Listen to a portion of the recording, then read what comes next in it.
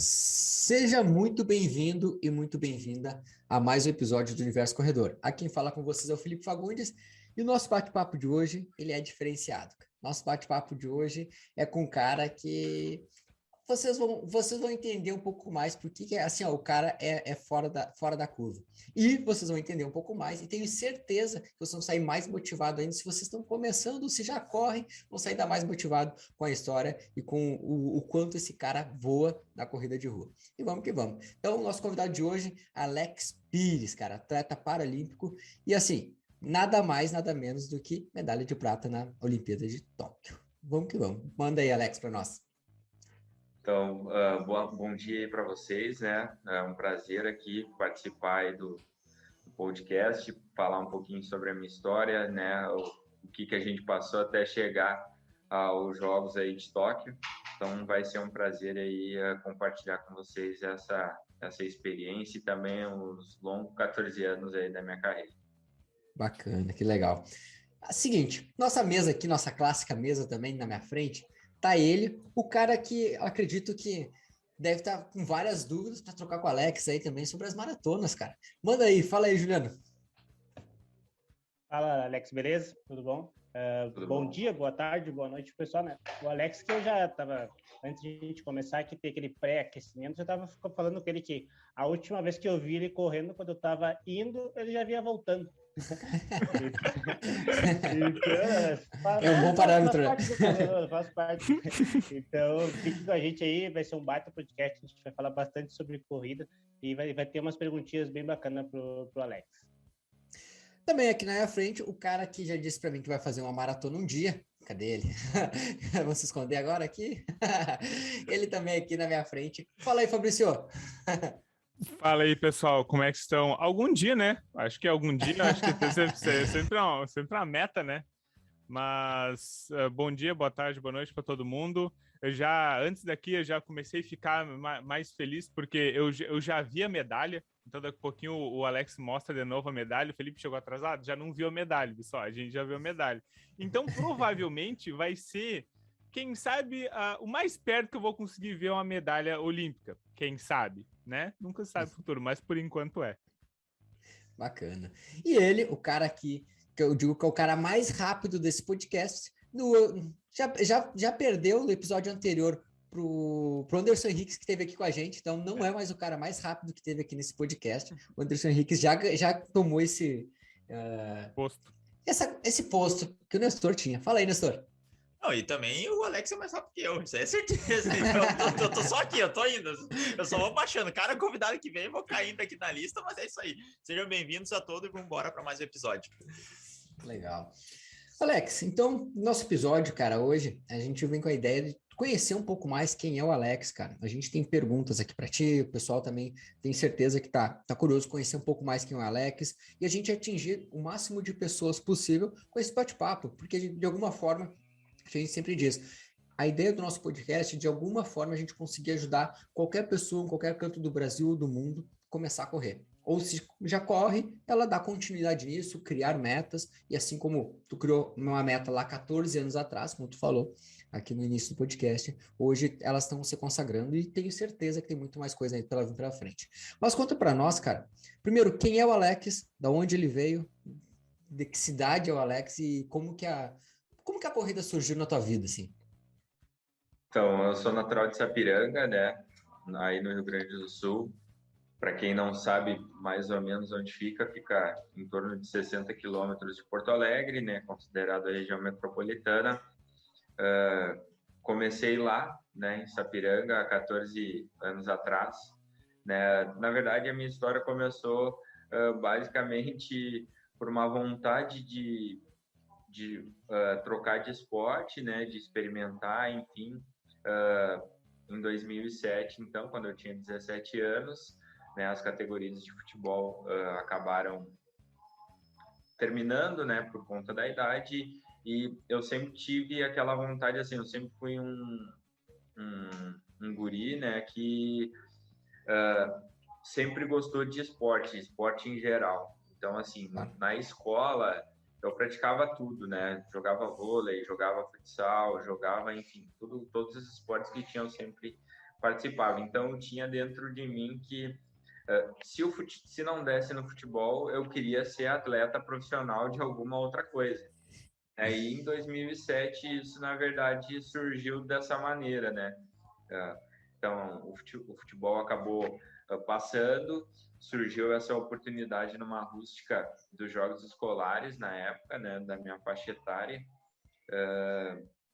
e na minha faixa etária, a distância era 2.400, né? Então, eu lembro que desde do período que eu fiquei sabendo da corrida, foi mais ou menos em torno ali de umas 2 semanas, eu comecei a buscar algumas informações, né, na internet e em revistas também de corrida sobre treinamento, sobre estratégia de corrida, enfim, e só que ainda com muita pouca informação. Então, o que eu fazia, né, depois que eu acabei me inscrevendo na corrida? Todo dia eu ia para o parque, né, para o Parcão, que é o Parque do Imigrante lá tem uma pista de 350 metros. A cada dia que passava, eu tentava dar uma volta a mais, porque eu achava que eu tinha que correr o máximo possível para mim, quem sabe, vencer a prova, né? Então, E parece lógico o primeiro momento, o teu raciocínio era indo pelo lógico, né? Sim, eu acho que todo corredor, quando a pessoa, na verdade, antes de se tornar um corredor de fato, ela acha que ela vai correr. Então, Exatamente. eu fiz isso até o dia da minha prova, né? Até o dia da prova. E lembro que numa revista, acho que foi a Runners, enfim, saiu algumas matérias na época até sobre o poltergeist e tudo mais, e sobre algumas estratégias de corrida. Então, eu li ali que para o dia da prova eu teria que sair um pouco mais conservador e depois da metade da prova para o final, daí sim eu ir para frente, né? E, cara, foi basicamente o que eu fiz, né? No dia da prova, lá na verdade, onde foi a corrida, fica o nome da avenida é Avenida Mauá. Então, assim, é como se fosse um plano com... Basicamente, o percurso inteiro ele é uma curva, que na verdade ele fica em torno de um valão, né? De um arroio ali. Então, tu vai 1.200, daí tu vira e voltava. Então, eu sabia exatamente aonde eu tinha que pegar e correr mais forte. Então, a gente largou de um lado, fez a curva, virou, pegou o retão. Quando a gente chegou lá na outra ponta para virar, daí eu fui para frente e comecei a fazer mais força, até por conta de que os outros atletas no início saíram muito forte, né? Então, aquela largada geralmente de 100, 200 metros, né? Então, isso também colaborou, né? Acabei vencendo na minha categoria e eu acho que isso aí foi o start de, opa, eu preciso tentar alguma coisa diferente, né? E depois dessa prova, né? Eu me lembro que até um dia depois, né? Essa corrida foi num sábado, um dia depois eu escutei na Rádio Gaúcha, na época, tinha, não sei se vocês lembram, mas tinha o Circuito Fila Corredor de Verdade em Porto Alegre. Eu lembro. E que era 5 e 10 quilômetros. Eu enchi o saco do meu pai porque eu queria correr, né, cara? E me inscrevi no 10 quilômetros uma semana depois. E fiz o meu primeiro 10. Sem nada de treino também, corri para 40 minutos e 30.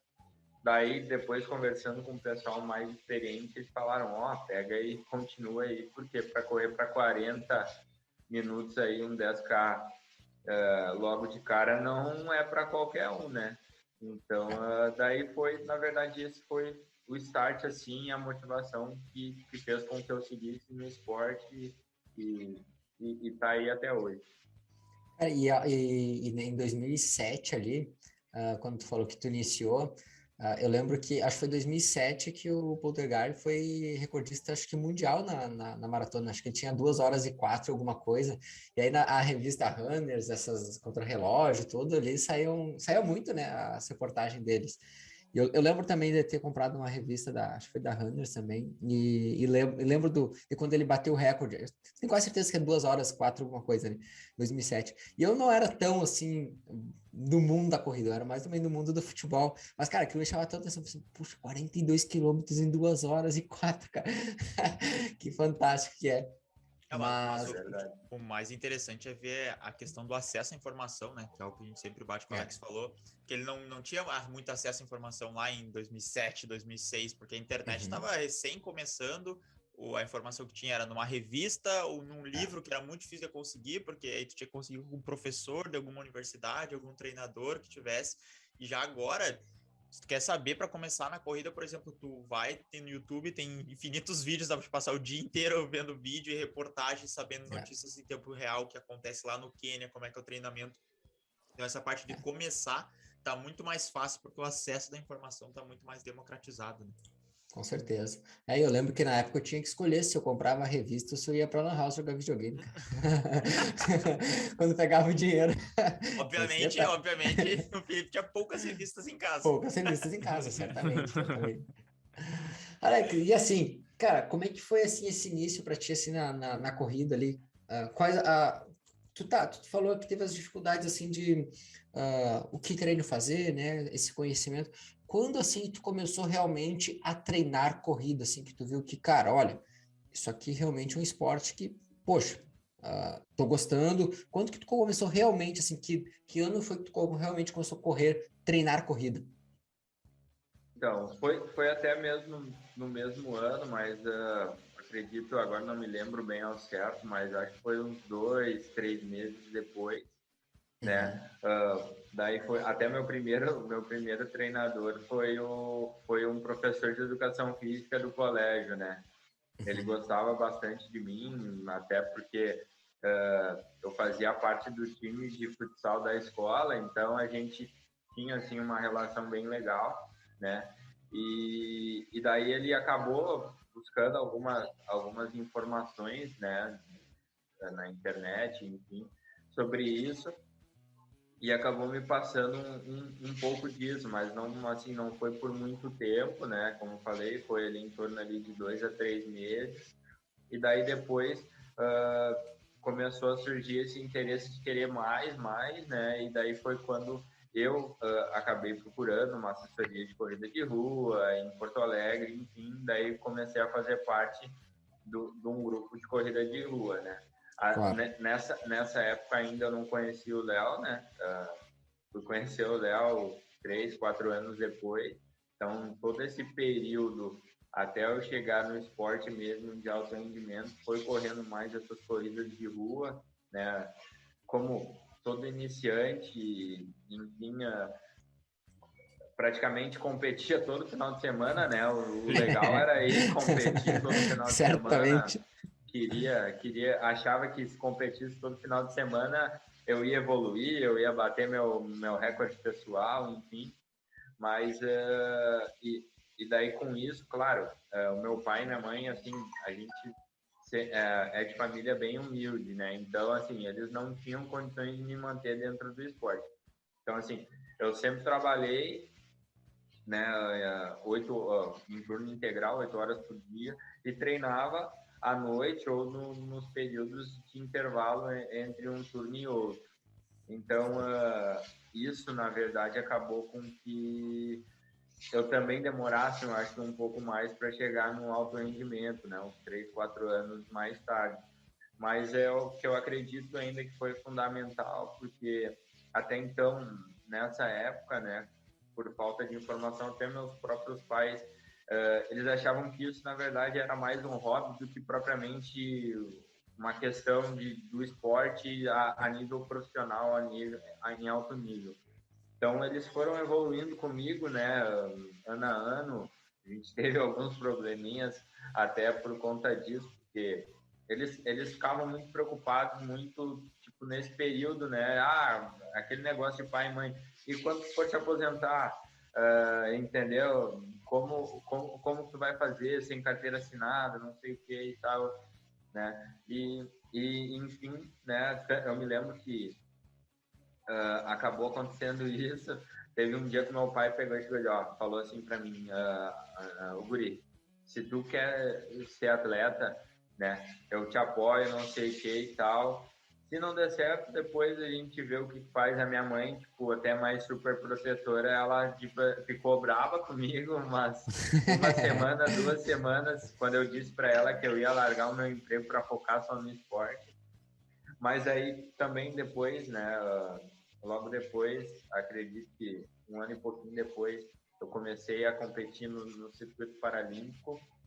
E daí também 1 ano depois disso eu fui para minha primeira competição internacional. Daí ela mudou aquilo que ela tinha na cabeça dela sobre a diferença entre o esporte por prazer, né, por hobby, e o esporte a nível profissional. Então eu acho que esse foi basicamente os meus primeiros anos aí até chegar no esporte paralímpico e de fato ser um atleta profissional.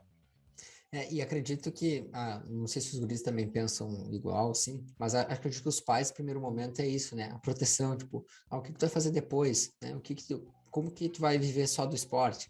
Porque até então é um terreno novo que tu tá pisando, né? Porque também tu tava conhecendo ainda como é que era esse terreno de largar um emprego com carteira assinada para viver do esporte, que a gente sabe que existe uma certa, vamos dizer, instabilidade, podemos dizer assim, né? Não sei se a estabilidade existe, mas uma das coisas de que a gente vai tratar aqui é isso, né? Que aí os pais pensam naquela questão da proteção. Mas o Alex conseguiu. O Alex chegou lá e conseguiu grandes feitos que a gente vai entrar mais à frente aqui. Mas assim, a principal questão, Alex, para ti, hoje, né? Tu se arrepende de ter largado o emprego?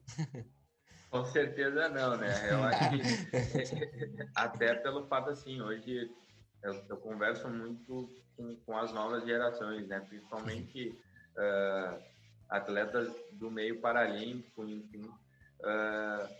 Cara, eu faço o meu horário, entendeu? Claro que eu tenho meu técnico, eu tenho meu clube, mas eu sei a minha responsabilidade. Só que Claro. a liberdade que eu tenho agora, nada comparado com o que eu tinha antes. Porque antes é aquele negócio de trabalho, entendeu? De empresa, enfim. Tem um horário para chegar, tem um horário para sair, tem um horário de intervalo, enfim. Agora não. Claro que é bem isso. Tu tem que ter a responsabilidade de saber quando tu pode fazer e quando tu não pode fazer, né? Então acho que é isso que eu acho que tem que a maioria até dos jovens precisam entender, né?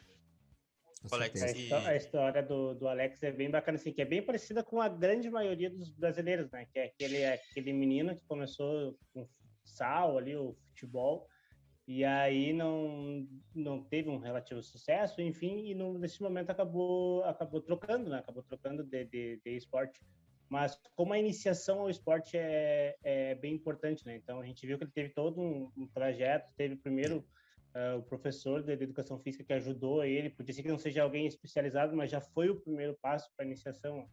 E a gente sempre bateu aqui nesse podcast o quanto é importante a iniciação ao esporte, né? Então a gente viu que se talvez esse professor não tivesse ajudado, hoje o Alex não estaria onde ele está. Então a gente fica o recado aqui de sempre incentivar a iniciação ao esporte, né?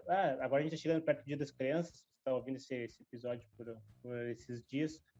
Incentive seus filhos, netos, sobrinhos, todo o esporte que lá na frente, quem sabe ele vai ser um grande atleta de alto nível. Com certeza. E outra coisa que a história do Alex se assemelha a muitos dos corredores amadores também é a questão da jornada dupla, né? Que foi no começo que tu passou, depois tu conseguiu, que era tu ter que trabalhar às 8 horas e aí sair, treinar no final, treinar entre os turnos. Tu lembra qual que era o teu motivador para te fazer isso? Qual era o que te impulsionava para que a gente possa passar também para quem nos escuta de como que tu conseguia se manter nessa rotina que se manteve por um tempo até tu realmente fazer essa transição de vida dupla para ser somente atleta? Então, até tem duas histórias assim que eu acho que, na verdade, acabaram pesando e me mostrando como eu queria chegar no nível que eu cheguei, né? Uma delas, na verdade, foi foi no meu primeiro trabalho de carteira assinada, né? Trabalhava numa empresa de ônibus aqui da região, até numa área administrativa, mas de acerto com os cobradores e tal, mas por conta disso a gente trabalhava por escala também. Então, às vezes, às vezes acabava acontecendo, a gente trabalhava 12 dias para descansar daí depois trabalhavam 5 dias e descansava 2. E era em turno integral, né? Então, começava às 7h30 da manhã, saía às 11h30, voltava às 1 da tarde, saía 15 para 6. E ainda tirando isso, nessa época ainda eu estudava. Então, assim, eu fazia 3 coisas ao mesmo tempo, né? Porque eu queria ser um atleta, só que eu precisava do meu emprego para me manter dentro do esporte. E ainda eu precisava estudar, né? E nesse período, tipo, eu fiz assim, eu não sei como eu fiz, mas até foi por pouco tempo, por conta que foi muito puxado para mim, que foi assim, eu acordava 4h30 da manhã, tomava meu café, arrumava minhas coisas e pegava e ia treinando para o trabalho, né? Eu ia correndo, eu deixava uma roupa lá, tinha chuveiro lá, eu ia treinando para o trabalho. Daí chegava, pegava, me arrumava, tomava banho, me arrumava, trabalhava o dia inteiro. Às vezes eu ia correndo para casa meio-dia para almoçar, né? Almoçava rapidinho, pegava, daí tinha um ônibus da empresa que passava lá perto da minha casa e depois vinha para a garagem onde eu trabalhava. Então pegava e voltava para o trabalho. E no final da tarde eu ia embora e depois eu ia estudar. E chegava por volta aí de uma meia-noite, quase 1 da manhã. E tu imagina, tipo, quase 1 da manhã para acordar 4h30 da manhã no outro dia e fazer de novo, era muito pouco tempo, né, de descanso. Então, assim, eu cheguei a fazer isso por 1 mês. Daí depois eu não aguentei mais e peguei e decidi, bom, eu quero ser um atleta de alto rendimento, eu preciso escolher. Eu preciso pelo menos fazer de 3 não dá, eu preciso no mínimo 2 eu vou conseguir fazer. E como eu dependia do trabalho para me manter no esporte, eu optei por deixar o estudo de lado. Claro, esse não foi, eu acho que não é o caminho, né? Mas foi o meu caminho para mim conseguir chegar. Então, assim, eu optei por deixar o estudo de lado e focar depois no estudo um pouco mais para frente. Então, fiz isso. Ao longo dos anos, aí, com isso, eu consegui ir evoluindo, melhorando as minhas marcas dentro da corrida e tudo mais, até que a gente chegou no ano que na verdade, eu já nem estava mais trabalhando nessa empresa, que foi ali por volta de 2010, 2011, estava trabalhando numa empresa até em Porto Alegre já, não era nem em Sapiranga mais. Então, assim, o que eu também fazia? Eu acordava, por exemplo, 5 horas da manhã, me arrumava, pegava o ônibus e ia trabalhar em Porto Alegre, 1 hora, quase 2 horas de ônibus, trabalhava o dia inteiro. Nessa época, acabei conhecendo o Léo e a Sorgipa na época, né, e passei a treinar com ele lá. Então, até o que coincidiu foi que esse meu trabalho ficava em torno, acho que dava em torno de 1 quilômetro da Sorgipa. Então, eu saía do trabalho 15 para 6 da tarde, ia caminhando, treinava e depois ia embora. Então, tipo assim, eu ia para casa praticamente para dormir e voltar no outro dia, trabalhar e fazer tudo isso de novo. E ainda, no meio do intervalo do almoço do meu trabalho, como eu não tinha tempo para fazer academia à noite, que eu usava para correr mais, o treinamento mais de corrida, no meio-dia eu acabava fazendo musculação no meu intervalo do almoço, entre os 2 turnos. E daí o que acabou, na verdade, dando certo para mim pegar e fazer isso? Eu tinha, o que eu tinha? Eu tinha esse intervalo de meio-dia de 1 hora e ainda tinha 15 minutos de intervalo para fazer um lanche em qualquer horário do dia que eu quisesse. Então, o que eu fazia? Eu pegava, meio-dia eu saía do trabalho e ia treinar, treinava uns 45 minutos de reforço, pegava e tomava banho, me arrumava e fazia os 15 minutos logo em seguida, a uma hora, para mim conseguir almoçar. Então, eu fiz isso aí por um bom período, acho que deu quase 1 ano, 1 ano e meio fazendo isso, até que daí foi quando eu decidi de fato, tipo, não, agora eu preciso arriscar, preciso sair do meu emprego e focar só no esporte. Mas daí, por conta disso, eu já estava correndo prova de pista, já tinha evoluído bastante. tinha conhecido também o meio fundo, né? Porque até então, antes de eu conhecer o Léo, eu corria mais 5.000 e 10.000 de rua, né? E daí tive que mudar um pouco de prova até para almejar aí Jogos Paralímpicos e Campeonato Mundial.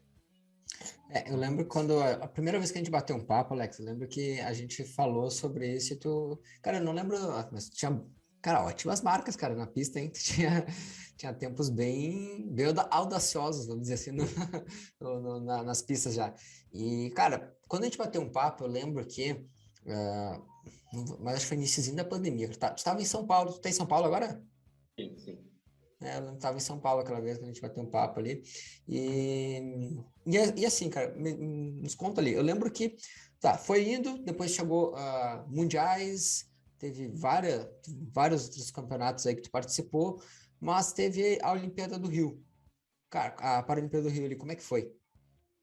Então, assim, né, eu vim evoluindo ano a ano, né, antes dos Jogos do Rio. Em 2012, por exemplo, na Paralimpíada, por exemplo, de Londres, né, que foi o ciclo anterior, eu fiz, que nem como tu mesmo falou, fiz boas marcas, né, no meio fundo, nessa época aí, até eu tinha um ano e pouquinho, acho que de meio fundo, né, porque antes eu corria 5 e 10. Então eu tinha ali em torno de 4 minutos no 1.500, que é em média aí 2,40 no 1.000, né, já corria um pouco até abaixo, o 800 eu corria abaixo de 2 minutos, né, o meu 5.000 nessa época girava em torno aí de 15 alto, 16 baixinho, mas o objetivo mesmo era mais o 800 e 1.500. Então a gente veio evoluindo ano a ano, né, 2013 eu fui para o meu primeiro campeonato mundial, né, e corri 3 provas, né, corri 800, 1.500 e 5.000 e fui medalhista nas 3 provas, né, 2 medalhas de prata e uma de bronze, né, 2 de prata e uma no 5.000, correndo 15 e 10, e depois uma outra prata no 1.500, correndo 4 e 5, e depois foi bronze no 800, correndo 1,56, né. Excelentes tempos. E daí 2014, na verdade, foi quando eu estreiei na maratona, né? Foi quando começou a minha história dentro da maratona. Na verdade, começou mais por uma vontade, assim, era mais uma curiosidade. Claro que eu tinha o objetivo de correr essa prova, mas era mais para frente. Só que, como eu tive um ano de 2014 um pouco ruim, foi o primeiro ano assim que eu lesionei mais sério, né, o tendão de Aquiles, fiquei praticamente os primeiros 6 meses do ano parado, né, porque melhorava, começava a treinar, sentia de novo. Fiquei nessa ida e vinda, deu uns 6 meses. E daí, logo depois disso, a gente pegou e conseguiu pegar e dar essa sequência no treinamento no meio fundo, e eu precisava fazer um resultado para ranking mundial no 1.500, para mim manter as minhas bolsas, enfim, que eu recebia, para mim manter recebendo dentro do esporte. E corri o 1.500, acho que em 1 mês e meio de treinamento mais específico, né, que eu consegui dar essa sequência, assim, eu corri 3,59 no 1.500, a minha melhor marca até então, e foi a marca que eu peguei e assumi a liderança do ranking mundial, né? O pessoal tinha corrido um pouco acima dos 4 minutos, daí e acabei terminando aí no ano como líder do ranking com essa marca. Mas no ano seguinte tinha um campeonato mundial de maratona, né? Que era só de maratona. Então eu tinha esse desejo de quem sabe ir para esse mundial, até para ver como é que iria ser, só que precisava entrar no ranking mundial também dessa prova. Então precisava correr uma maratona. Só que eu precisava correr em 2014 ainda. Como é que eu ia correr uma maratona sem treinar? Né? Porque eu treinava até então para o meio fundo e eu não tinha tempo hábil, por exemplo, para pegar 3 meses de preparação específica e treinar. Eu tinha que fazer logo de imediato. Daí o que a gente resolveu fazer? Bom, tinha a Maratona de São Paulo em 2014, era em outubro. Vamos correr, né? Vamos correr até sem treino. Daí conversei com o Léo, não, vamos fazer. Eu acho assim, se tu pegar e fazer, sair dentro do planejado ali, eu acho que tu consegue ali correr para ficar em quarto ou quinto do ranking mundial. Nessa época, era ali na faixa de 2,40, 2,45 a maratona. Beleza, vamos tentar pelo menos, né? Porque daí eu conseguiria a vaga para mim para o Mundial no outro ano, né? Que era o objetivo. E daí a gente fez, cara. Só que daí o que acabou acontecendo, né? O guri novo, imagina, 2014, eu tinha 24 anos, né? E ainda treinando, já tava tipo, praticamente 3 anos treinando meio fundo. Então, treinando muito rápido, né? Tipo, fazendo tiro para 2,40 até abaixo. Tiro de 300 abaixo de 40 segundos, então tá muito veloz. Cara, quando chegou no dia da prova, tava um calorão. E pra piorar, né? Porque, tipo assim, eu dei a largada, a perna tava voando, né? Só que, tipo, pô, uma coisa é tu fazer treinar rápido, mas sem volume, né? Outra coisa é tu pegar e fazer volume só. Cara, larguei como, tipo assim, tu pensa assim, tu fazia tiro para 2,40, eu larguei, tipo, numa média ali de 3,20, 3,30, mais ou menos. Soltinho. Solto, né? E 3,30 é abaixo de 2h30, cara. Não tem? E era para mim correr na casa de 2,40, 2,45. Cara, pensei, tô bem, né? Vambora. Me empolguei. Cara, quando bateu o quilômetro 30, foi muito engraçado, cara. Bateu o quilômetro 30, eu tava com projeção para correr 2h35 na maratona. Mas eu acho que eu nunca senti tanta dor na minha vida, cara. Eu parei 6 vezes, cara, do 30 até os 42. Eu só não desisti de abandonar a prova e tal, porque eu olhava no relógio e pensava assim, não, ainda tô dentro da projeção dos 2h45, né, que era o máximo que era para me fechar. Então vai dar, eu vou insistir. E fui empurrando, cara, fui empurrando. Eu pegava, sentia dor, eu parava, alongava e voltava. Parava e alongava. Fiz isso umas 6 vezes. Cara, deu na tampa, assim, ó. Fechei 2h45, mas nunca sofri tanto na minha vida. Daí, Imagina. acabei conseguindo a vaga para o Mundial no outro ano, né? Daí sim, a gente fez uma preparação muito boa, né? O ciclo todo certinho. Daí eu corri 2h27 já. Então, fui medalhista daí fui vice-campeão mundial, medalhista de prata, né?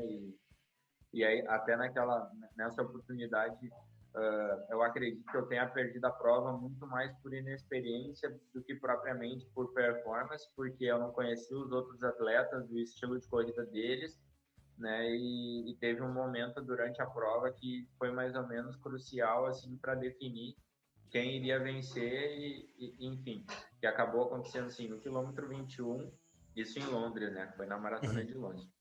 No quilômetro 21, a gente estava em 6 atletas no grupo, eram 3 visuais da classe visual e 3 da minha classe. Então, eu e mais 2 da minha, né? Então, acabou ficando 2 japoneses, eram 3 japoneses, né, visuais. Então, acabou ficando 2 japoneses, ficou o marroquino da minha classe, e daí ficou eu, um espanhol da minha classe e um japonês visual junto.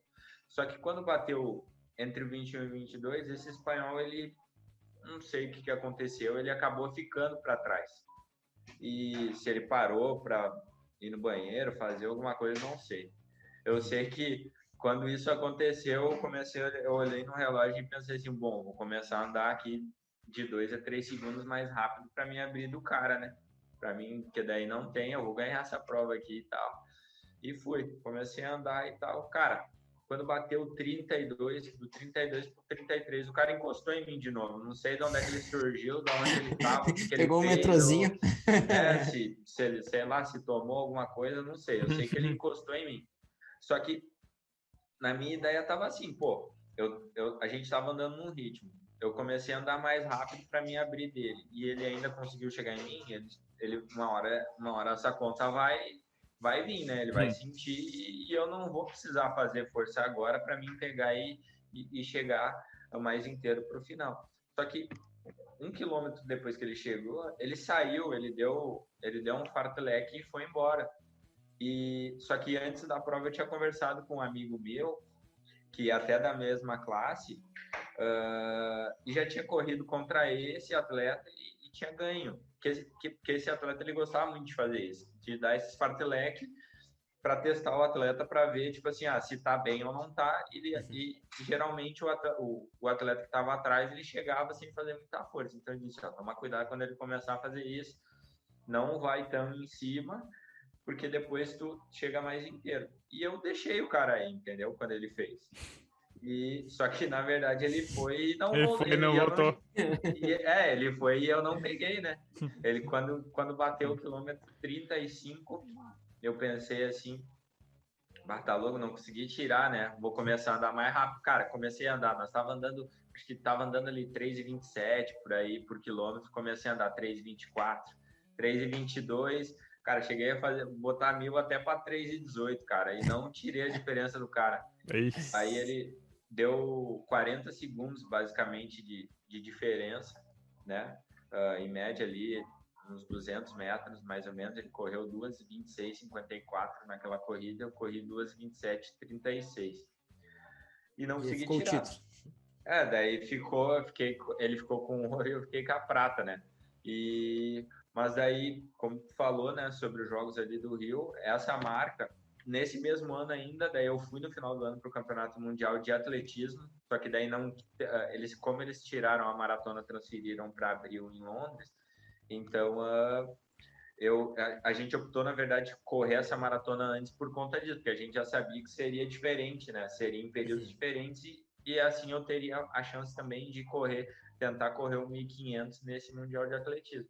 Daí fiz índice para esse Mundial, na época, fiz a melhor marca da América no 1.500, corri 3,53 no 1.500, né? E daí fui pro Mundial, né? Esse de atletismo.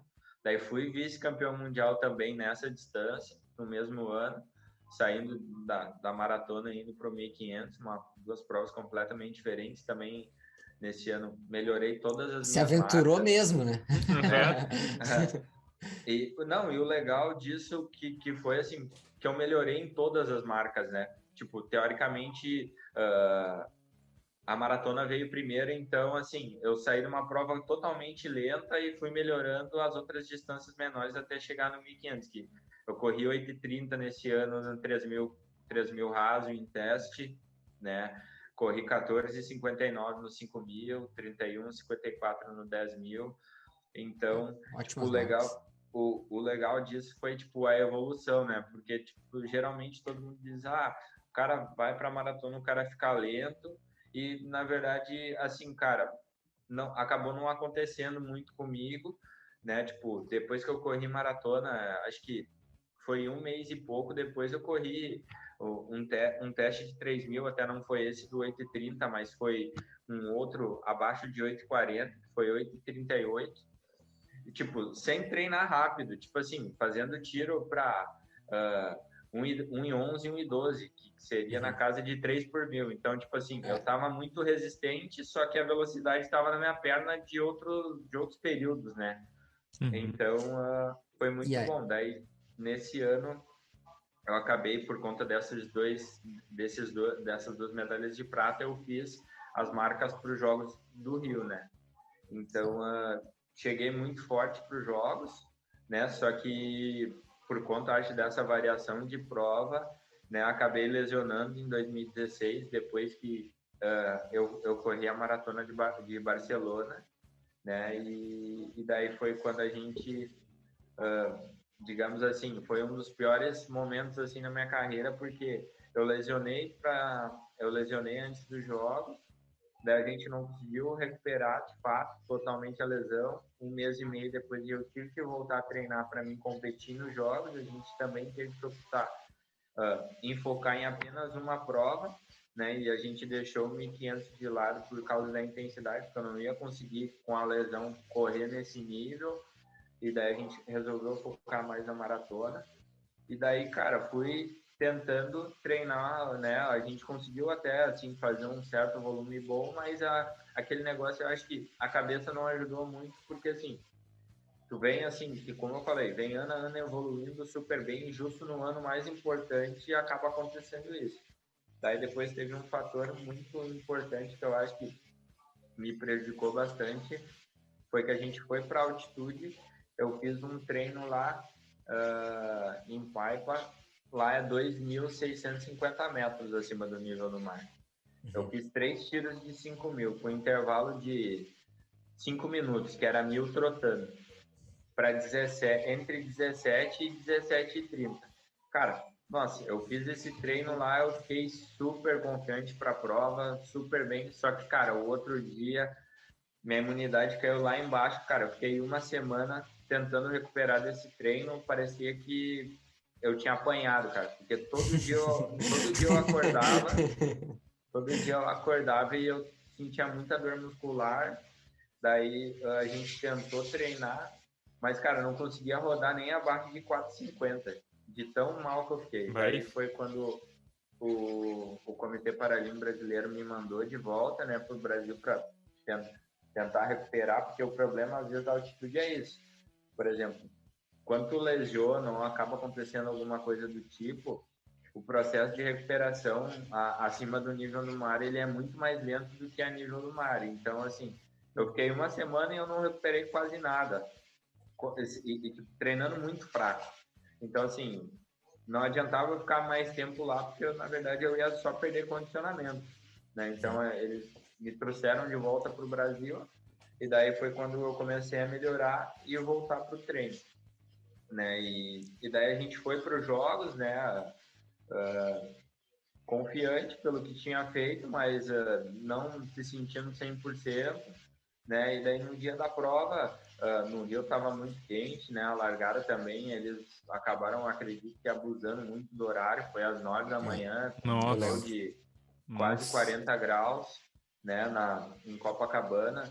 A única coisa que eu me lembro, assim, a gente foi assim, cara, o objetivo nosso era ser medalhista, né? Esquecer performance, enfim, porque o calor não ia deixar.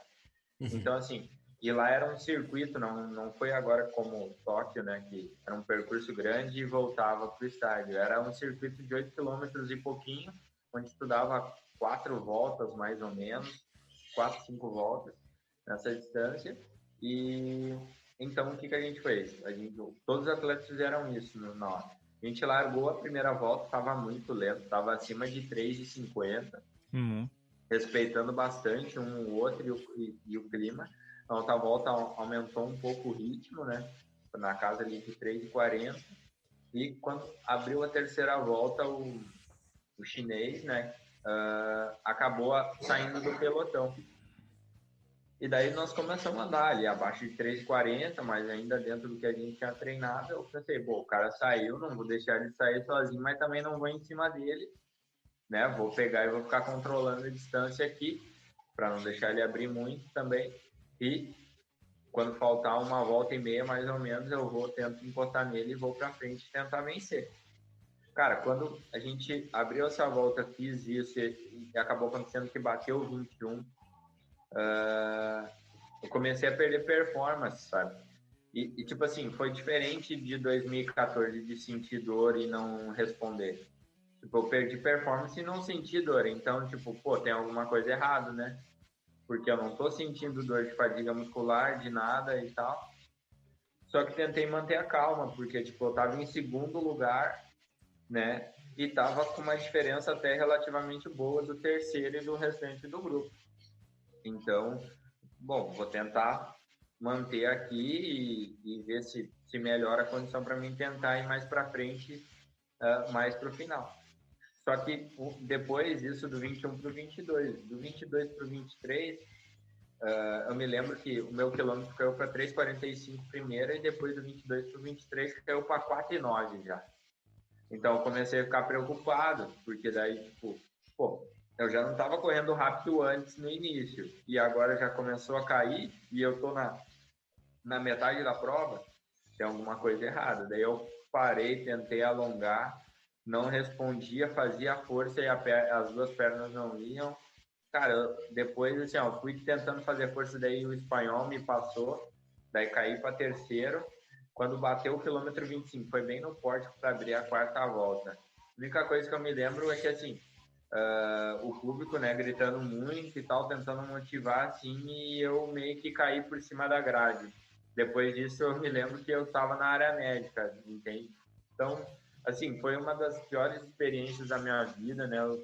Esportivamente falando, foi o pior dia da minha vida, né? Muito triste mesmo. Eu me lembro que depois disso, cara, não queria ver ninguém, voltei para a vila, né? Minha família toda estava no Rio, e eu não quis pegar e sair com eles, porque eu não estava com clima e tal, e nem pude ver muito eles também, né? Por conta do jogo, porque o pessoal não deixava a gente ter muito contato assim enquanto estava em competição.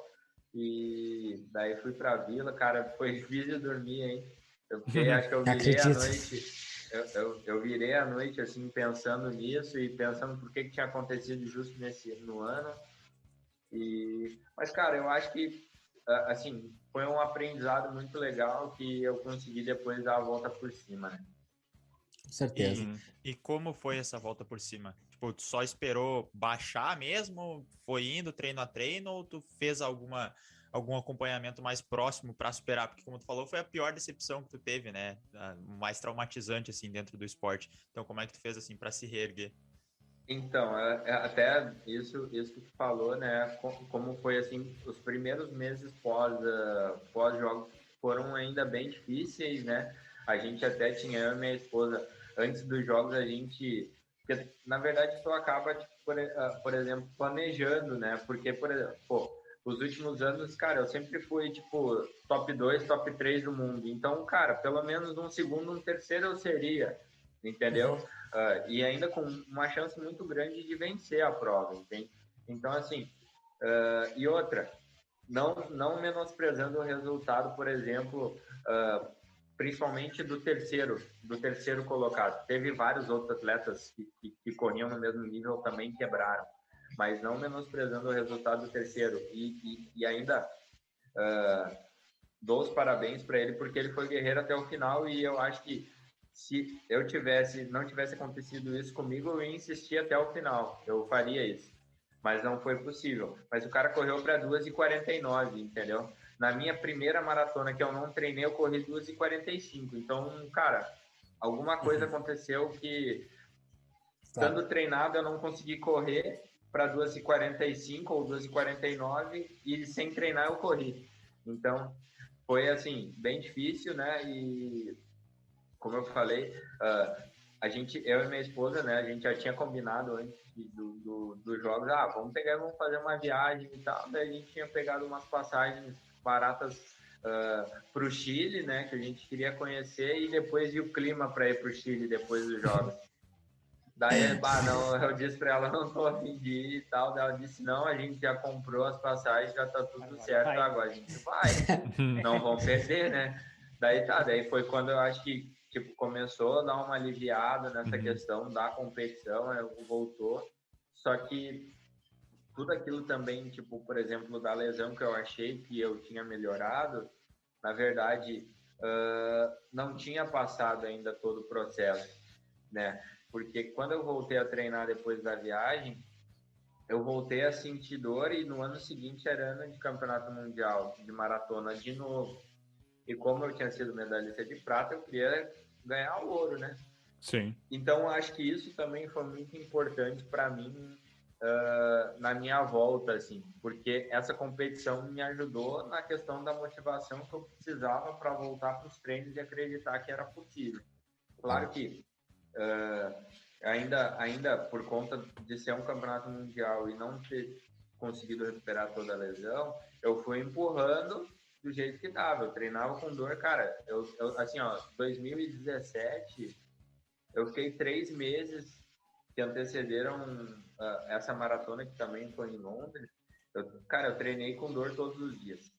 E fazendo fisioterapia, no mínimo um dia. Tinha dias que eu fazia duas sessões de fisioterapia por dia para mim pegar e conseguir treinar. E a gente treinou super bem, e foi muito engraçado, e por isso que às vezes eu acredito muito que quando as coisas é para acontecer, não adianta. Assim como nos Jogos do Rio em 2016 não foi, depois acabou acontecendo em 2017. Eu me lembro, eu estava em Londres, né, no sábado que antecedeu a prova, fiz toda a preparação até o sábado, cara. Sábado antes da prova, eu senti dor no meu tendão. Eu fui dormir, né? Tipo, antes de dormir, peguei e só pedi para Deus, assim, que ele pegasse e me ajudasse, que no dia eu não tivesse dor. Cara, foi muito bom, porque, cara, eu acordei, eu não senti nada, velho. Parecia que tinha sumido o negócio. E foi justo isso, que, tipo, pô, tô me sentindo bem, agora eu vou para cima dos caras.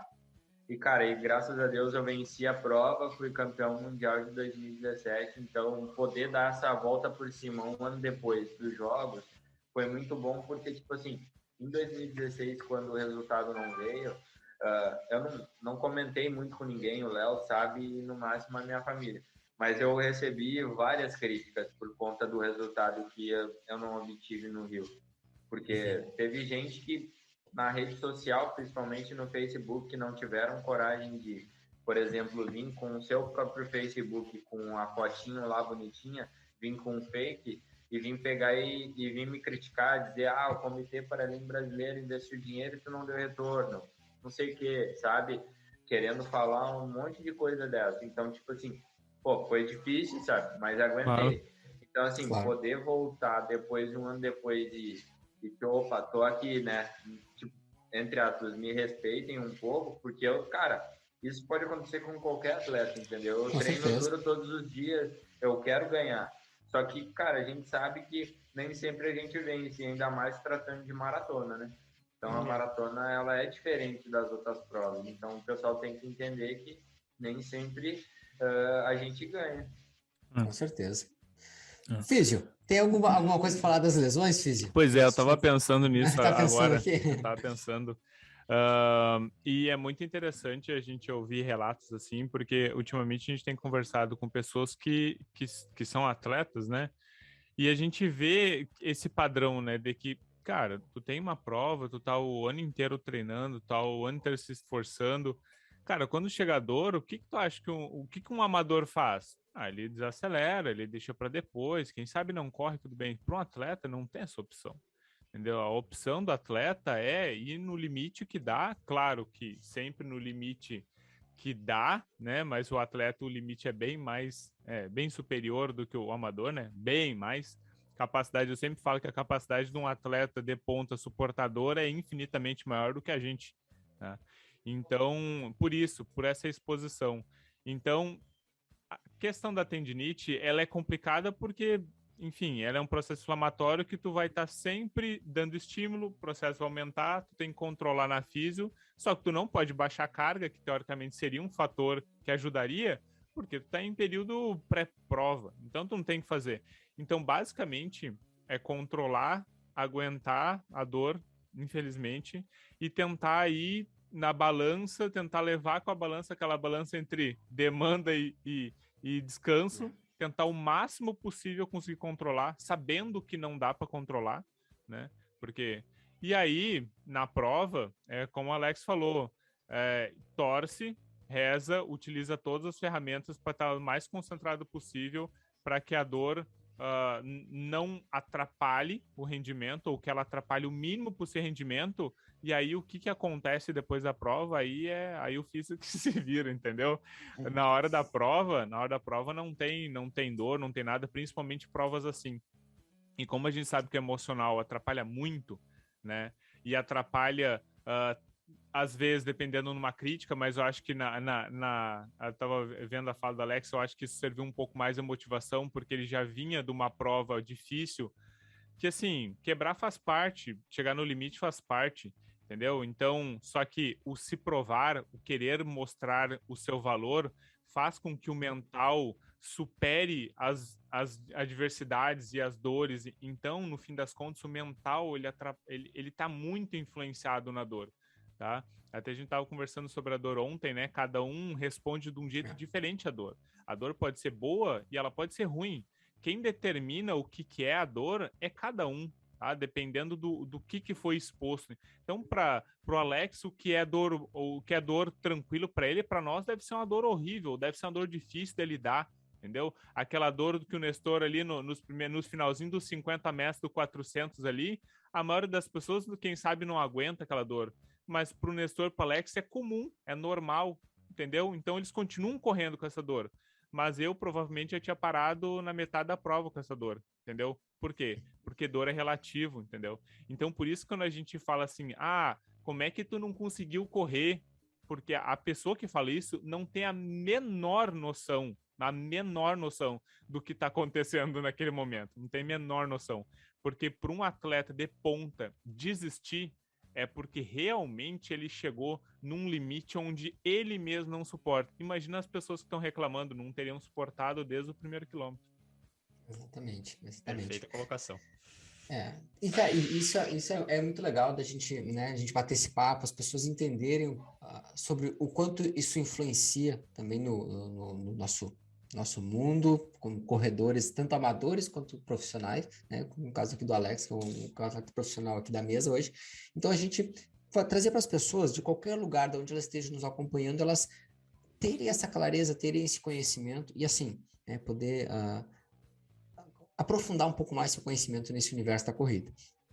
Alex, a gente falou agora sobre os Jogos do Rio, e eu puxei os Jogos do Rio porque, cara, eu acompanho tu e o Léo há um tempo, né? O Léo é um cara que, poxa, eu admiro muito o trabalho dele como treinador, é um cara aí que é referência para nós, acredito aqui, do Rio Grande do Sul até nível Brasil, ele é referência para muitos daí como treinador. Então, acompanho muito o trabalho de vocês, eu lembro ali dos Jogos do Rio, do que aconteceu, mas também lembro muito bem, né, do que aconteceu agora, recentemente, que é os Jogos de Tóquio, né, cara? Que aí a gente também não pode deixar de falar disso, que é o que tu tem, acho aí, guardado para nos mostrar, para quem estivesse olhando pelo YouTube, ele poder mostrar essa linda medalha, cara. Poxa, Pesada, a medalha é bonita. pesada. É pesada. Essa não fala português. Com certeza não. Nem Com inglês. certeza não. Nem inglês. Sensacional. Cara, sensacional. Conta para nós um pouquinho como é que foi. Olha, eu acompanhei pelas redes sociais ali a preparação de vocês e sei que teve dificuldades, que teve pontos bons, óbvio, muito bons aí que a gente vai falar, mas conta para nós, explica um pouco mais como é que foi esse caminho percorrido até chegar essa prata que não foi só dormir em 2016 e acordar em 2021 vice-campeão paralímpico, não. Então, né, a gente, ao longo dos anos, né, como tu falou também, a gente tive nesse ciclo bastante dificuldade, até por vários fatores, não só de lesão, enfim, mas até 2017, né, eu fazia parte da Sojipa, e, enfim, e tudo mais, e a gente resolveu vir para outro estado, né, minha esposa, até muito por conta dessa parte. Eu acho que o Rio Grande do Sul, de um certo modo, eu acho que ele precisa evoluir um pouco na questão de investimento para o esporte de alto rendimento, né? Por mais que eu estava num grande clube, enfim, a gente sabe que às vezes existem políticas dentro de alguns ambientes que são que fazem que alguns atletas sejam um pouco mais favorecidos do que o outro, né? Então, assim, até 2017, né, eu já tinha 6 medalhas em campeonatos mundiais e 2017 ainda fui campeão mundial de maratona. Então, o próprio clube fazia marketing em cima disso, mas eu não tinha esse retorno desse marketing, né? Então, assim, eu acabava, na verdade, que teoricamente pagando para mim representar o clube, né? Eu gastava dinheiro meu, né, de bolsa minha, de outro. Eu tinha, na época, eu fazia parte, né, foi um dos meus primeiros patrocínios, que foi através do Comitê Paralímpico Brasileiro, que era o Loterias Caixa. Uhum. Então, desde lá de 2013, quando eu fui para o meu primeiro mundial e fui medalhista, eu entrei dentro desse programa, né, que é da Loterias Caixa com o Comitê Paralímpico Brasileiro. Então, eles vinham me patrocinando ao longo de todos esses anos e foi com esses recursos que eu acabei conquistando outras medalhas, enfim, até chegar nesse ouro aí no Mundial de 2017. Então, assim, eu me senti um pouco não valorizado, né, pelo clube por conta disso, e E daí foi me feita uma proposta, né, para que eu viesse, então, morar dentro do estado de São Paulo, para que eu pudesse, então, entrar em outro projeto do Comitê Paralímpico Brasileiro, só que em parceria com o estado de São Paulo e com a Secretaria da Pessoa com Deficiência aqui, que é o time São Paulo, que é um time paralímpico, né? Então, o governo do estado de São Paulo patrocina os atletas, né, de alto nível, para que a gente possa, então, estar representando e chegando no nosso mais alto nível. Então, esse foi uma das dificuldades, eu ter que sair do Rio Grande do Sul e vir para outro estado por falta desse investimento, né? Porque até o Léo, na época, né, hoje ele também não faz mais parte do clube, enfim, na época sempre me ajudou, né, em tudo que era possível dentro do clube, só que às vezes esbarra em outras pessoas e que não tem o que fazer, ou a gente tentou conversar, a gente tentou conversar, explicar, enfim, fez o possível, só que chega uma hora ou a pessoa ela quer te ajudar ou ela não quer te ajudar. Então, também não posso querer pegar e fazer que nem eu sempre digo e converso com todo mundo, né, parentes, enfim, conhecidos da coisa. Cara, a Sojipa em si, para mim, o lugar, enfim, cara, me sentia super bem, o ambiente, porque, tipo assim, por exemplo, que nem o próprio percorrer, né, do Léo, enfim, até alguns outros sócios do clube. Cara, sempre fui super bem recebido, sempre me trataram super bem, então era um ambiente que eu gostava muito. Só que a instituição Sojipa, as pessoas que cuidam da instituição Sojipa, não me valorizavam da maneira com que eu achava que deveria. Que, cara, eu nunca fui um cara assim de ganancioso a ponto de, eu quero tanto. Não, cara, o que eu pedi para eles foi o seguinte: me paga um aluguel, me paga um plano de saúde e alguma coisinha aí de alimentação e pronto. É só para mim manter essas despesas e deu. Não quero nada além disso, enfim. Só que não foi possível. Então, eu segui o meu caminho, né? Claro que conversei muito com o Léo, tanto que eu vim para Praia Grande em 2018 e antes de vir para cá, essa, na verdade, foi uma conversa que a gente teve. E eu disse, Léo, quero ver contigo o seguinte, eu recebi essa proposta e tal, eu estou pensando em isso, só que ela também esbarra muito nessa questão de, assim, eu confio muito no teu trabalho, né, a gente vem ao longo dos anos evoluindo, né, conquistando aí medalhas e títulos e tal, e eu não queria mudar isso. Então, assim, eu vou para lá, mas eu gostaria de continuar treinando contigo. Se tu pegar e dizer para mim que não tem como, que não tem condição de treinar à distância, eu vou entender e tal, e daí, cara, eu não vou colocar a minha performance em risco por conta de dinheiro. Então, eu ia abrir mão de vir e ia ficar com ele lá, né?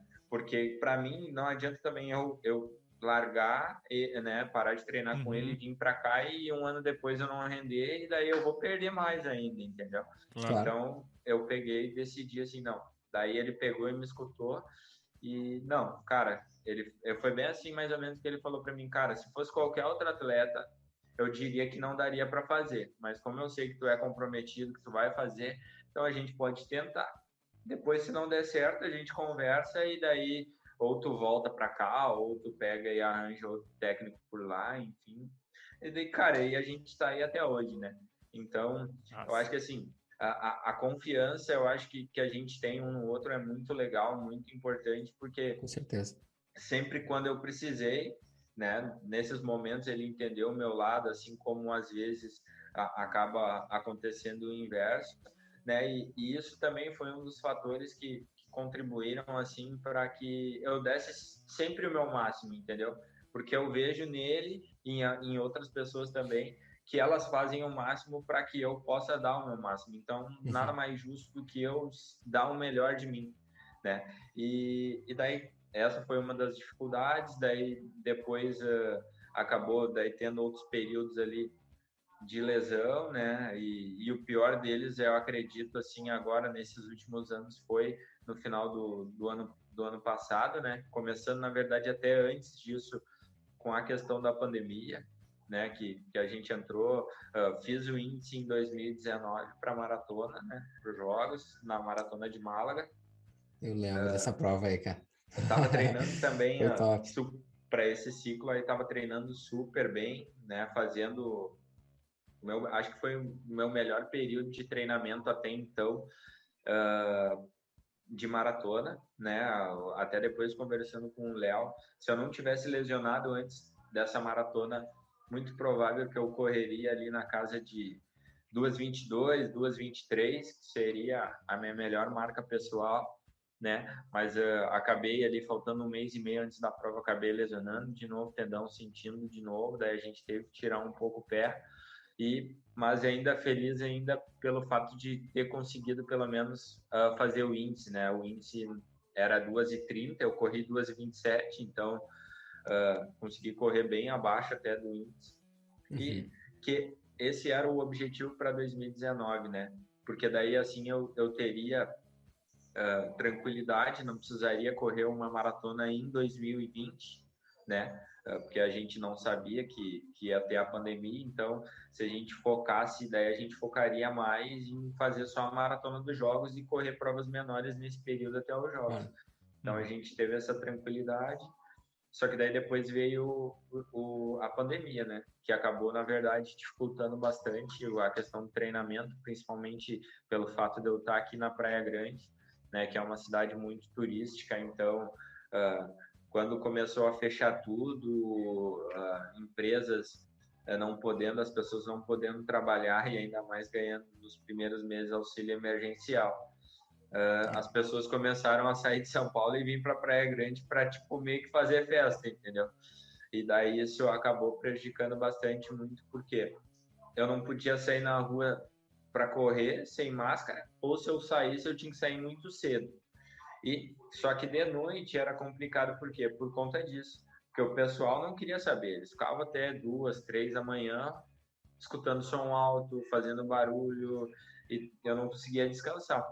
Então, eu acho que o período assim que contribuiu para eu lesionar foi esse, porque eu comecei a ficar muito estressado, porque eu fiquei praticamente 3 meses dentro de casa, só saindo para ir no mercado, tinha alugado uma esteira para correr dentro de casa, até porque a gente ainda não sabia que o jogo seria adiado. Então, fiquei todo esse tempo dentro de casa e estressado, muito estressado por conta dessa situação.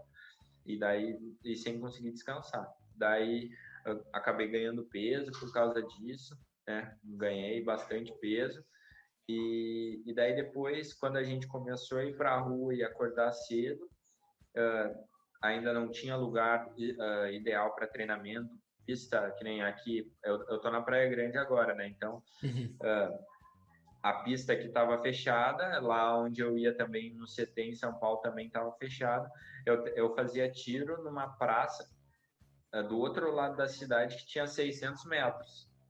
Né? Então, e tipo assim, eu acordava 5 horas da manhã para tomar um café, para estar 6 horas da manhã lá, iniciar o meu treino, treinar para umas 8 horas, voltar para casa e ficar o dia inteiro dentro de casa. E de tarde eu não treinava um turno só. Então, isso, eu acho que também por conta disso, não consegui fazer o reforço muscular ideal, né? E daí acabei lesionando até a perna que eu nunca tinha lesionado na minha vida. Todas as lesões que eu sempre tive na perna esquerda, até acho que um pouco por conta da minha deficiência. Então, às vezes eu não consigo fazer exercícios específicos, né, para fortalecer alongamento também, às vezes fico um pouco mais debilitado por conta disso do lado esquerdo, só que dessa vez, na verdade, acho que por gerar muita sobrecarga também na outra perna, eu acabei lesionando a outra perna, o outro tendão, né? E daí acabei, por conta dessa lesão, né, ainda que estava tudo fechado, não tive onde tratar, né, tratei em casa e tal, só que não melhorou. E daí foi quando eu e a minha esposa, a gente pegou e decidiu. A gente até, assim, a gente queria ter ido antes para o Rio Grande do Sul, só que a gente abriu mão de ir antes por conta da questão do risco da pandemia, de colocar os meus pais em risco, os pais dela, porque eles são do grupo de risco e eu teria que ir para a rua para correr. Então, então a gente optou por não ir. Só que depois, quando isso aconteceu, da lesão, a gente, bom, não tem jeito, a gente vai ter que ir, porque daí lá em Porto Alegre, né, tem o pessoal da Clínica Suporte, né, do Matheus, do Fabrício, que são meus amigos, eles sempre me dão esse suporte, né, esse apoio de tratar sempre quando eu estou lesionado. Então, foi fundamental nesse meu retorno, né, a gente foi para o Rio Grande do Sul, daí foi quando eu comecei a tratar de fato a lesão, né, e daí foi, cara, foram 4 meses, assim, de tratamento intenso, sem correr, né, pedalando um pouco, mas aí eu já estava 10 quilos acima do meu peso ideal, né, tive muita dificuldade de voltar a correr, né, depois, já em janeiro desse ano, quando eu voltei a correr de fato, ali a gente tentou fazer um pouquinho mais de transição, uma base de mais velocidade, para depois entrar no ciclo da maratona, que teoricamente a gente não teve êxito, né? Teve um dia num treino, até pelo fato de estar acima do peso, eu fui fazer um treino lá de tiro de 200 metros e várias séries e tal, e que visava mais velocidade do que resistência. Então o Léo falou, ó, no intervalo não se preocupa com o intervalo, só tenta fazer rápido. E no último tiro da última série, eu peguei e fui inventar de pegar e dar uma puxadinha no Matheus, né, que é meu colega lá. Aquele que eu queria correr sub-30, né, no 200. E eu pensei, vou puxar pelo menos 100 metros, né? Ainda mais pesado, porque em outras épocas eu faria tranquilo. Cara, eu larguei isso lá na pista da Redenção, né? Que a gente ainda estava sem pista para treinar, então eu treinava nesses lugares assim. E daí eu larguei na frente, quando bateu 100 metros ali, que entrou na reta, eu senti o posterior direito, cara, abrindo assim. Nossa, daí, cara, fiquei mais 4 semanas pegando e treinando leve. Daí fiz uma ressonância, diz que eu tive lesão grau 1, tive que então ficar mais um pouco. Daí depois, e até então, na verdade, a gente tentaria também fazer uma marca no 1500, né, para os jogos e tal. E daí, por conta disso, depois disso, eu peguei e falei para o Léo, depois disso, eu acho que a gente esquece o 1500, vamos focar só na maratona, já tô com índice na maratona, né? E daqui para frente vamos focar só nessa prova. Se for para fazer prova menor, vamos fazer só 5.000, 10.000 e meia, e ainda só com o intuito de melhorar a maratona.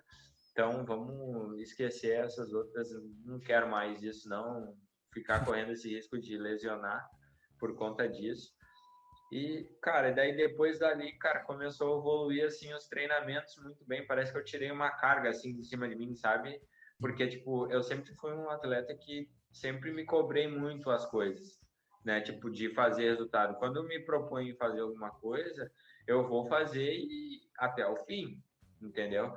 Então, tipo, naquele momento, eu tirei essa pressão de ter que correr 1.500, de fazer rápido, porque, assim, é aquele negócio, né? Isso acontece com todo mundo.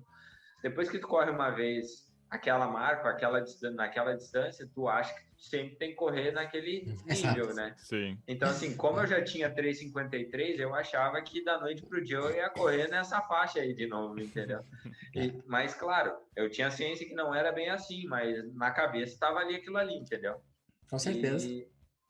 E daí, quando eu tirei isso, cara, começou a fluir muito treino para maratona. E daí foi quando a gente evoluiu mês a mês, né, dia a dia, fazendo treinamentos, né, que nem os tiros longos. Cara, assim, eu não fiz nenhum tiro longo com ritmo pré-definido. Todos eles o Léo botou assim, fartlek. Então, tipo assim, eu fazia para sensação, né? Então, assim, tiro de 1.000, 1.500, 2.000, 3.000, 4.000, até 5.000, eu fiz todos assim. Só que, claro, com intervalo curtinho, era tipo 500 trotando. Todas essas distâncias eu fiz tiros com 500 trotando. E daí dava. Tiro variou ali os tiros mais curtos de 1.000 e 1.500 eu fiz na casa de 3.10, 3.15, né? O intervalo do 500 trotando dava ali em torno de 2 minutos, mais ou menos. O de 2.000 até os 5.000, daí o ritmo deu ali de 3:15 a 3:18. Então, isso também me ajudou muito.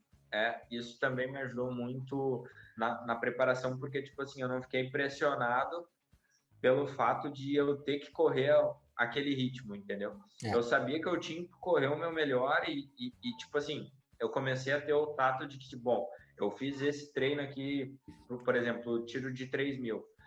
Eu já sabia que, por exemplo, no 2.000 eu fiz assim, então eu acho que eu tenho condições de fazer também. O de 1.000 foi assim, o de 5.000 foi tal. Então, eu ia pegando esse tato dos treinos anteriores e ia tentando fazer força aumentando essa distância. Assim como foi, a gente fez também bastante tiro de pista 400 e 500 metros, com 100 trotando para 30 segundos de intervalo, né? Mas, então, assim, a gente começou a trabalhar muita resistência, ao invés de ficar tentando correr mais rápido em velocidade, né? E eu acho que isso contribuiu bastante, né? E a questão de confiança dele estar lá também dia a dia, né? Que nem a minha esposa também ajudou muito na preparação, ela ajuda muito, né? Em tudo mesmo, né? Agora, do ano passado para cá, ela se tornou a minha massoterapeuta particular, porque eu disse para ela, ó, as coisas fecharam, eu disse para ela, as coisas fecharam e eu preciso de massagem para mim pegar e recuperar. Aonde eu vou fazer? Não sei.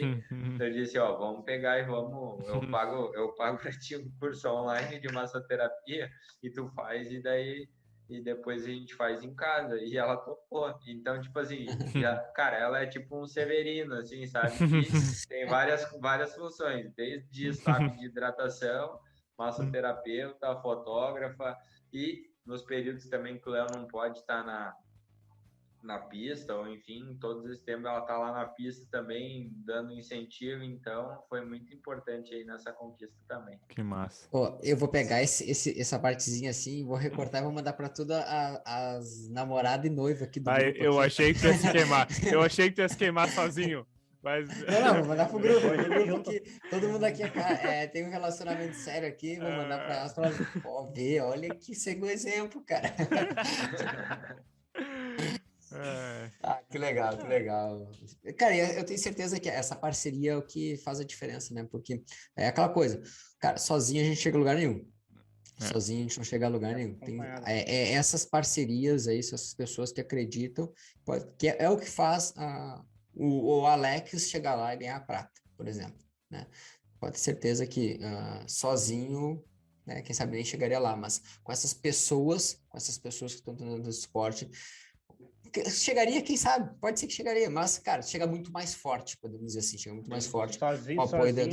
Sozinho a gente vai rápido, agora acompanhado a gente vai longe. Vai longe, exatamente. Beleza, algum outro ponto aí? Eu assim, tô feliz pra caramba esse bate-papo aqui, muito top mesmo. Tenho certeza que as pessoas vão gostar, porque, cara, a gente começa a entender um pouco mais a história, ver o que tem por trás realmente, porque é muito fácil a gente ver o palco, né? Que foi lá a prata. O Alex subindo no pódio, jogos, vendo a prata. Puxa, a foto foi... Eu lembro da tua lesão, acompanhei ali também, mas, tipo, cara, tenho certeza que a metade, até menos, mais da metade das pessoas não sabia que teve essa segunda lesão nesses jogos, agora essa preparação, o quanto tempo tu ficou parado, tudo isso que aconteceu. Então, a gente começa a conhecer os bastidores eles... o que dá a vitória mais peso ainda, né? O que dá a vitória mais peso. Eu acho assim que nem um fator, né, que antes a gente acabou abordando ali da questão da motivação, né, enfim, até comparado com jogos de 2016 com agora, tudo isso, na verdade, como eu falei, serviu, né, como uma motivação, como um combustível, até por conta de todas as pessoas, os meus patrocinadores e os parceiros, porque assim, que nem até na parte mental, né, que na verdade acaba fortalecendo muito, né, isso na verdade até um certo modo quando tu vê que principalmente nessa reta final, né, de preparação que vem evoluindo, né, e indo bem e tal, que tu olha para trás e vê que tipo, bom, cara, tá vendo, tipo, foi necessário passar por aquilo ali para mim ter essa noção de que tipo, para uma próxima vez eu sei que eu vou eu vou fazer de novo, entendeu? Eu não vou aliviar, enfim. Então, assim, no dia, cara, quando a gente foi para os jogos, para só terminar essa parte, né, da questão dos jogos agora de Tóquio, quando a gente foi, né, porque a gente teve também uma certa dificuldade nessa preparação por conta da pandemia de, por exemplo, poder sair do Brasil para fazer uma preparação um pouco mais específica, como em altitude, essas coisas todas, porque ninguém queria deixar brasileiro entrar no país antes dos jogos, né? Enfim, principalmente na Europa, né, que a gente iria fazer treinamento em altitude, até para não ter esse pico tão grande do fuso horário, né, de sair do Brasil direto para o Japão, enfim. E daí esse também foi um dos fatores, né, que acabaram assim dificultando bastante. Então, o que a gente acabou tendo que fazer, né? A gente optou, eu e o Léo, em conversa, a gente optou por fazer dessa maneira. A gente tinha duas opções. Ou a gente, pelo fato de não ter conseguido ir para a Europa para fazer altitude, ou a gente iria junto com o grupo principal do Brasil para Hamamatsu, que é onde foi a aclimatação antes dos jogos. Só que, por conta da pandemia lá no Japão, a gente poderia, na verdade, usar só a pista. Então, tu imagina, para um maratonista que treina muito volume todo dia, o cara ficar 2, 3 semanas tendo que rodar todos os dias na pista não ia dar certo. E ainda eu ia ter que fazer ainda 2 longos. Eram os menores do ciclo, mas ainda ia ter que fazer um longo de 28 e um de 21. Imagina. Uma pista de 400 metros. Né? Pô, maravilha. E sem contar ainda nos dias da semana as outras rodagens. Cara, ia ser muito ruim. Daí foi quando o comitê pegou e deu essa opção pra gente. Ou a gente faria isso, ou senão a gente ficaria mais tempo no Brasil, até por isso que eu fui um dos últimos atletas aí para os Jogos, né? Porque daí eu acabei ficando 2 semanas a mais no Brasil do que o resto do grupo e entrei, na verdade, eu fui para o Japão bem no período que todo mundo entraria na vila, né? Eles entraram num dia, eu entrei no outro. E daí lá também o que contribuiu foi que depois os organizadores lá acabaram liberando para que a gente pudesse então rodar dentro da vila, porque até então a primeira informação que a gente tinha é que a gente teria que fazer todos os treinos na pista também, né? Então acabou facilitando muito da gente poder pegar e fazer os treinos na vila, né? Porque daí lá é grande, enfim, a volta lá gira em torno de 2 a 3 quilômetros, então ajudou bastante, né? E daí acabou contribuindo, né, para que a gente ficasse um pouco mais tranquilo e depois eu e o Léo trocando ideia todos os dias, né, sobre as provas, sobre a condição climática também. Ele acabou lá fazendo as pesquisas dele, os estudos dele lá para ver qual era a melhor estratégia de corrida e ritmo que a gente correria de acordo com cada temperatura, né? Ele me mandou até uma planilha dizendo 20 graus, se no dia tiver 20 graus, o ritmo é esse, 25 é tanto, 30 é tanto, 35 é tanto, para diminuir o risco de quebrar, né? Porque é muito provável pelo calor que estava fazendo, a prova seria muito lenta ou os atletas iriam quebrar muito, porque até os últimos 3 dias antes da prova estava muito quente. Eu acordava, tinha dias que eu acordava, era 5 e meia da manhã para tomar café, já estava 29 graus com sensação de 36, né? E depois um horário que a gente estava treinando para aclimatar mesmo para o dia da prova, que era ali em torno de 7h30 até umas 8h30, já estava tipo com sensação de 40 graus para cima. Então, assim, ia ser uma estratégia, ia ser uma prova de resistência pura, entendeu? Então, os últimos 3 dias ali acabaram contribuindo bastante, né, para que a competição em si tivesse um pouco mais de performance, só que eu acho que o que pesou um pouco mais para os atletas foi que eles esqueceram que a umidade também estava alta, apesar da temperatura ter caído muito, porque estava em torno de uns 20 graus, mais ou menos, mas a umidade estava muito alta. Então, E em conversa mesmo com o Léo, a gente decidiu, não, mesmo assim nós vamos pegar e vamos manter a estratégia de ser conservador no início, e depois no meio da prova, mais ali perto do quilômetro 30, daí tu começa a andar mais rápido e tenta fazer progressivo. E, cara, foi tipo assim, foi o que a gente fez, né? Foi bem de acordo com a estratégia, tanto que quando chegamos no quilômetro 30, eu encostei nos caras, né? Que eu estava em quarto até esse momento.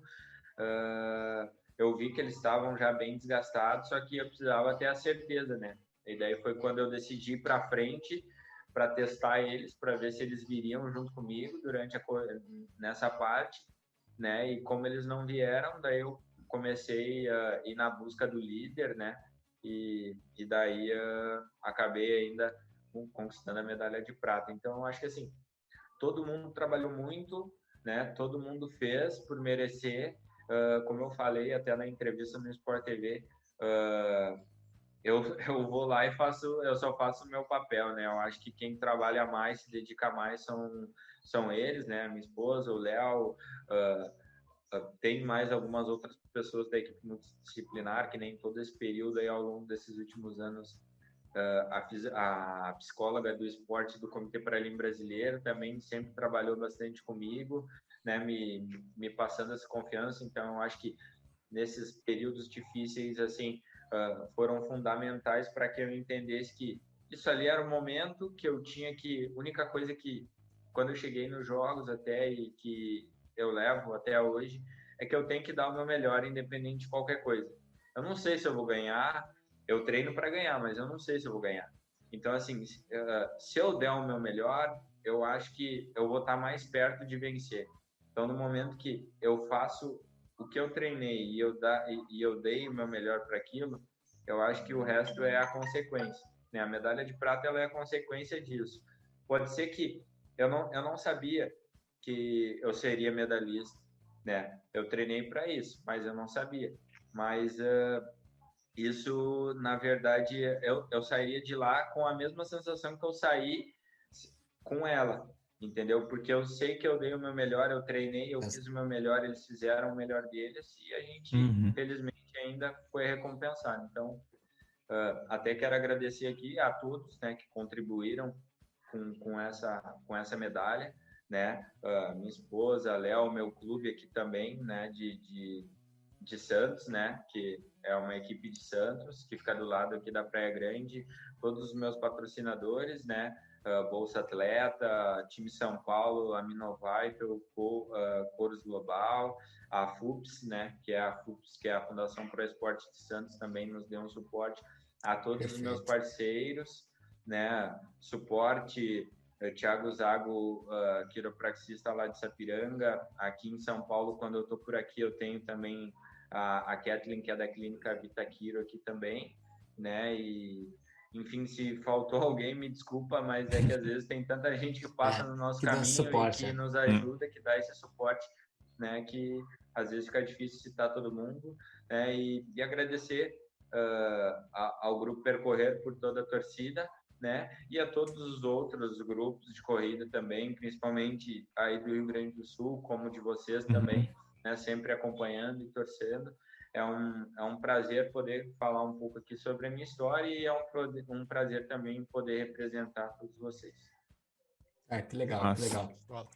Assim, ó, a gente tem sempre algumas perguntas finais, tá?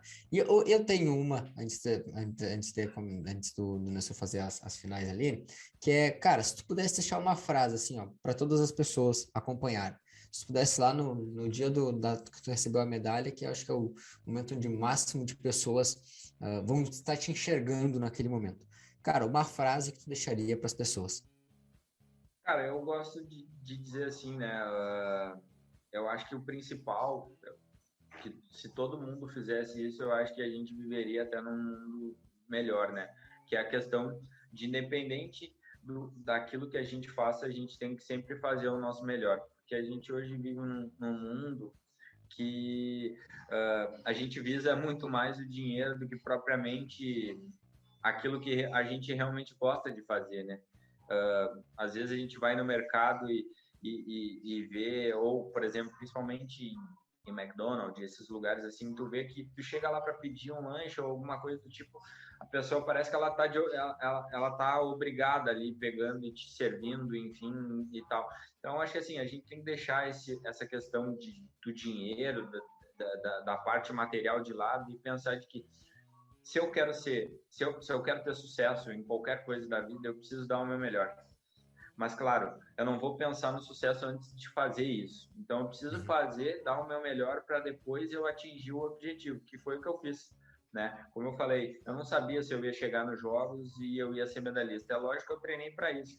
Mas se eu pensasse só nisso, eu não atingiria o objetivo. Então, o que eu pensei naquele dia é que, assim, eu preciso dar o meu melhor. E eu fui lá e fiz e deu certo. Então, eu acho que deem o seu melhor, independente de qualquer coisa que vocês façam, né? Que uma hora o sucesso, o resultado, ele vem. A recompensa vem. Nestor, Bom. vai que é tua, cara. Vou falar as perguntas então, mas antes, só para quem ficou curioso, se o Alex tivesse fazer aquele longo de 28 km na pista, ele teria que dar 70 voltas na pista. Então, Curiosidade. Só curiosidade. Nossa. Nem o Alex sabia disso, ele nem tinha parado para fazer Não, esse pior cálculo. que assim, eu não tinha toda essa noção, né? Mais uma vez, em uma das preparações, né? O Léo fez para mim, tem esses treinos de ritmo, né? Então, geralmente são quilometragens, assim, mais de 15, quase 20 quilômetros num certo ritmo. E, às vezes, ele dizia, faz, sei lá, no gasômetro, e não sei o quê. Cara, e eu pensava assim, não, vou fazer na pista, né? Porque daí eu consigo controlar melhor o ritmo. E um dia eu fiz 18 quilômetros, cara, mas tá louco, deu tanta volta que depois eu nunca mais fiz assim. Umas 40 e poucas voltas. A gente tem alunos aqui que vão estar acompanhando. Tem aluno que já fez 21 na pista aí. Eu não vou falar nomes, mas já tem aluno que fez isso aí. É alunos. Alunos. Mas então, tá, Alex, vamos. Perguntinhas bate-volta, assim, sobre o mundo. O que é a corrida para ti? Cara, hoje eu acho que é a minha vida, né? Eu acho que o atletismo hoje representa tudo isso, né? Então, são 14 anos, eu estou muito feliz e espero continuar ainda por muito tempo. Prefere correr na pista ou na rua? Agora eu quero ver. Ó. Depois que tu termina uma prova, qual é a melhor refeição para ti? Cara, é que depende muito da prova, né? Por exemplo, a maratona, cara. Geralmente, depois dessas provas longas ou treinos longos, eu não consigo comer. Eu vou ter fome de tarde. Então, assim, mas eu gosto muito de comer, tipo, cara, eu gosto de arroz e feijão, entendeu? Tem que comer comida e carne, né? Tu prefere correr mais longe ou mais rápido? Eu gostaria de conseguir aliar os dois, né? Mas já que eu tô na maratona, agora é mais longe. Prefere correr em asfalto ou estrada de chão? A estrada de chão. Qual o teu horário preferido para treinar? Eu prefiro o horário da manhã, né? Treinar cedo, tipo 7h30, 8 horas, fazer, né? Geralmente à tarde bate um pouco aquela preguiça, o cara vai mais na obrigação, né? Mas de manhã eu tô mais disposto. O que não pode faltar no aquecimento do Alex? Cara, eu acho que essa aí, na verdade, é um pouco complicado de dizer, né? Eu sou um cara, teoricamente, meio automático, assim, né? Sempre eu faço as mesmas coisas. Então, geralmente eu aqueço 3 quilômetros, faço flexibilidade, depois faço técnica de corrida, algumas progressões e daí eu vou para o tiro ou vou para a prova. Qual a tua distância preferida? Cara, hoje eu gosto muito da maratona, né? Claro que, tipo assim, se fosse para mim escolher uma distância mais curta, né, seria em torno ali entre o 1.500 e os 5.000, né? Eu acho que, assim, das provas mais próximas da maratona, eu acho que os 5.000 seria o mais ideal, até porque eu gosto um pouco de correr rápido, então, de vez em quando, treinar um pouquinho mais rápido ia ser bom. Mas só uma. A prova do Alex. Essa é a prova que... Não, a minha prova é a maratona, senão não estaria correndo. Fechou. E, para fechar, se tivesse que escolher só um tipo de treino para fazer, qual seria esse treino? Eu gosto bastante esses treinos mais longos, assim, tiros mais longos, né? Que tu consegue explorar bem um pouco de velocidade, mas com uma certa resistência. Tiro de 5 Por exemplo, os mil, 3, É, os tipo 3 isso. mil e 5 É. mil, para a pessoa entender. É isso, ou se não Comeu até aqueles 500 treinos, trote. tipo, por exemplo, os longos de ritmo, né, que a gente chama, né, que é ritmo de prova, meia maratona, 15 quilômetros, enfim. Em ritmo da prova. Bacana, É isso aí. bacana. Muito obrigado, Alex. Muito obrigado. Valeu, valeu. Gente, então a gente vai fechando mais um episódio aqui do Universo Corredor. Mas antes, Alex, deixa para nós as tuas redes sociais, onde que tu conversa com o pessoal, onde que as pessoas podem te encontrar. Então, hoje eu consigo interagir mais pelo Instagram, né? Então, meu Instagram é Alex Pires, atleta paralímpico, né? Sempre que possível eu respondo lá, né? Tanto comentários quanto direct. Então, me sigam lá. No Facebook, né? Eu, do ano passado para cá, eu tive que fazer um outro, porque o meu anterior, que eu tinha 4 mil seguidores, acabou sendo hackeado. Então, agora estou com um Facebook um pouco menor, mas é Alex Pires, maratonista paralímpico, então também curte lá e acabo postando bastante coisa nessas duas redes sociais. Bacana. Então as pessoas já sabem onde encontrar o Alex aí para trocar uma ideia, acompanhar teu trabalho e também, né, usar, quem sabe, como uma motivação que o Alex aí faz do seu trabalho para as pessoas também motivarem e seguir o foco aí nos seus treinos. Então, tem uma outra também que eu esqueci, agora essa é a febre, né, que é o Strava, né? Então, quem quiser também me seguir no Strava é Alex Pires Oficial, né? Então, lá também conseguem acompanhar mais, né, os treinos que eu faço na semana, enfim. Perfeito, perfeito. Gente, então a gente vai fechando mais um episódio por aqui. Lembrando, siga nas redes sociais o @ProEliteAssessoria e também o @Programa Corrida Inteligente. A gente vai fechando por aqui mais um episódio do Universo Corredor. Até mais, até o próximo episódio e valeu! Valeu, pessoal. Valeu, pessoal. Valeu.